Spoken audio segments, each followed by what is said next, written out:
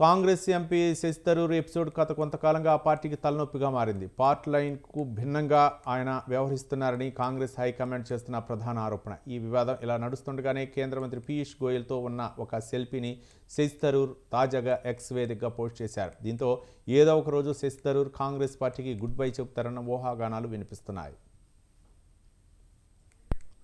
Congress MP Shashi Tharoor వ్యవహార తీరు గత కొంతకాలంగా పార్టీకి తలనొప్పిగా మారింది. కాంగ్రెస్ ఎంపీగా ఉంటూ కేరళలోని సిపిఎం ప్రభుత్వాన్ని ఆయన ఇటీవల మెచ్చుకున్నారు. అలాగే ప్రధాని నరేంద్ర మోదీ ఇటీవల అమెరికా పర్యటనపై ఆయన ప్రశంసలు కురిపించారు.